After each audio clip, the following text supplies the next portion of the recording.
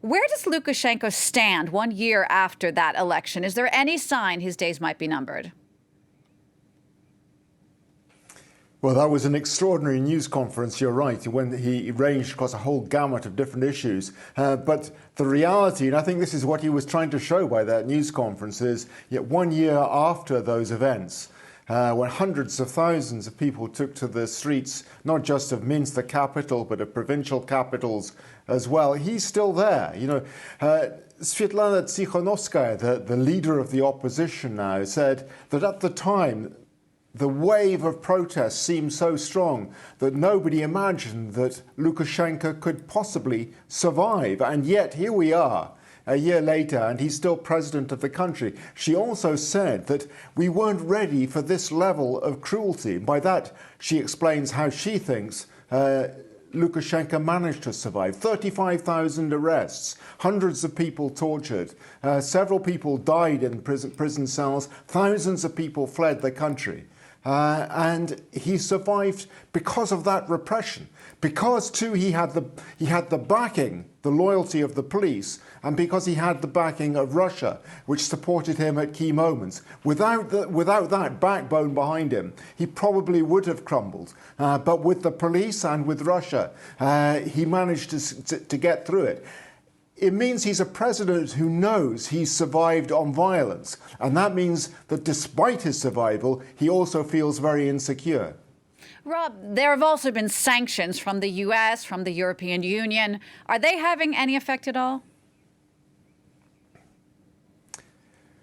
Well, yeah, the fact that he remains in position, and it's in a way answers your question, because the intention of the sanctions is surely to get rid of Lukashenko. He's still there. But again, as Tsikhanovskaya, the opposition leader, put it, sanctions are not a silver bullet. She understands, the opposition understands, that it's going to take much more than that. What they do, however, is pile the pressure onto Lukashenko. These new ones from the United States, the UK and Canada target particular areas, in particular potash and petroleum exports from petroleum products exports from Belarus, which are the mainstay of the Belarusian economy.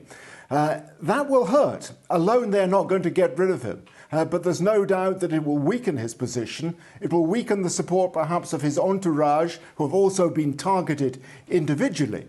You know, in a way, I think Lukashenko made a serious mistake back in May when that Ryanair plane with a Belarusian dissident on board was brought down but in an act of piracy to land in Minsk. That enraged Western countries, and that led to the sanctions that we've seen just most recently, before that by the European Union as well. His response is, in answer to a question at that massive news conference just yesterday, it was, go and choke on your sanctions. But the reality is that he does not want to be dependent on Russia either, which is perhaps why he said, in a sort of gesture of conciliation in that news conference, but we need to talk. You know, we have to have patience. Perhaps in that, you know, that couple of sentences from Lukashenko was a glimmer of hope that there is a way out of this impasse in Belarus at the moment. Rob, thanks for that. France 24's chief foreign editor, Rob Parsons.